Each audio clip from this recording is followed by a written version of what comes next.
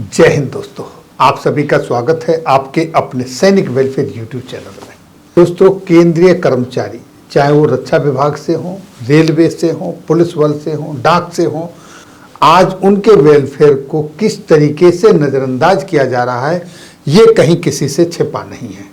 इसी का एक जीता जागता उदाहरण है कि किस तरीके से एक फैमिली पेंशनर की पेंशन को सर्वोच्च न्यायालय तक ले जाया गया और वहां पर किस तरीके से सर्वोच्च न्यायालय ने केंद्र सरकार को लताड़ा और उन पर 50,000 रुपए का जुर्माना भी ठोका। ये देखा नहीं तो आप देख लीजिए ऑथोरिटी के साथ। दूसरा, देश की सर्वोच्च पंचायतों में भी केंद्रीय कर्मचारियों के वेलफेयर का मसला उनके जनप्रतिनिधियों द्वारा उठाया जा रहा है। अभी आपने देखा होगा कि 3 दिसंबर को किस तरीके से राज्यसभा के अंदर ये क्वेश्चन पूछा गया था कि 8वें वेतन आयोग के गठन के संदर्भ में। और दूसरा, अब देखिए कल 9 दिसंबर को ये मसला लोकसभा में उठा और लोकसभा में क्या उठा देखिए आपके सामने, ये लोकसभा की कार्रवाई और दिनांक 9 दिसंबर।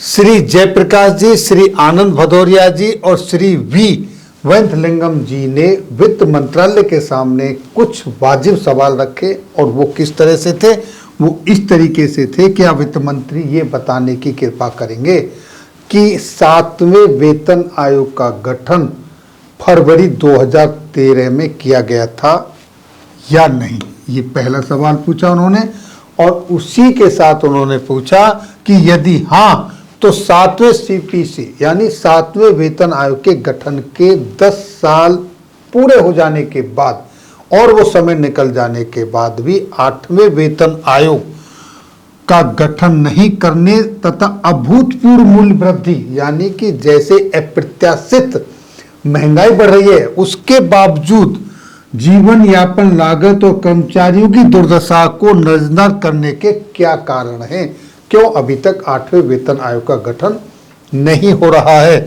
और उनका अगला जो सवाल था बड़ा ही इंटरेस्टेड क्वेश्चन था और क्वेश्चन ये, क्या सरकार 8वें सीपीसी का गठन नहीं करने के कारण केंद्र सरकार के कर्मचारियों में व्याप्त आक्रोश से अवगत है, यदि हाँ तो सरकार इस पर क्या प्रतिक्रिया यानी सरकार की इस पर क्या प्रतिक्रिया है। और अगला क्वेश्चन था, क्या सरकार केंद्र सरकार के कर्मचारियों सशस्त्र बलों के लिए 8वें वेतन आयोग के गठन पर विचार कर रही है।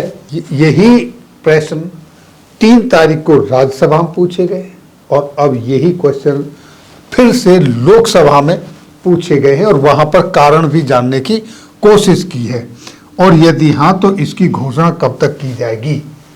अगर सरकार 8वां वेतन आयोग लाना चाहती है तो उसकी घोषणा कब तक की जाएगी, ये सवाल। ये आपका हिंदी वर्जन है, मेरे राइट हैंड साइड में ये आपका इंग्लिश वर्जन है, सेम वही लोकसभा से। तो वहां पर रक्षा राज्य मंत्री श्री पंकज चौधरी जी द्वारा जो जवाब दिए गए वो इस तरीके से हैं। उन्होंने कहा जी नहीं, यानी कि उन्होंने करेक्शन किया कि 7वें वेतन आयोग का गठन फरवरी 2013 में नहीं किया गया था। 7वें वेतन आयोग का गठन 28 फरवरी 2014 में किया गया था। यहां पर उन्होंने प्रश्न में जो एक त्रुटि थी उसको करेक्शन किया। अगले उसमें जो ख से घ तक जो क्वेश्चन थे उनका आंसर एक साथ दिया। वर्तमान में सरकार के पास केंद्र सरकार के कर्मचारियों के लिए 8वें वेतन आयोग के गठन का कोई प्रस्ताव विचाराधीन नहीं है।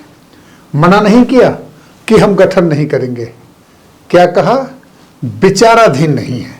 और आगे उन्होंने कहा, जब इस सवाल का जवाब आगे उन्होंने ये दिया कि कब गठन होगा तो अभी विचाराधीन ही नहीं है, तो इसका कोई प्रश्न ही नहीं उठता, यानी कि इस तरह का कोई प्रश्न बनता ही नहीं है जो आप पूछ रहे हैं। तो दोस्तों, इस तरह से चाहे तो देश की सर्वोच्च न्यायालय हो चाहे देश की सर्वोच्च पंचायत हो, सेंट्रल गवर्नमेंट के एम्प्लॉयज के मसले अब उठाए जा रहे हैं। ये थी जानकारी आज इस वीडियो के माध्यम से। फिर मिलेंगे आपके वेलफेयर से जुड़ी हुई किसी अन्य जानकारी के साथ अगली वीडियो में। तब तक के लिए जय हिंद, जय भारत।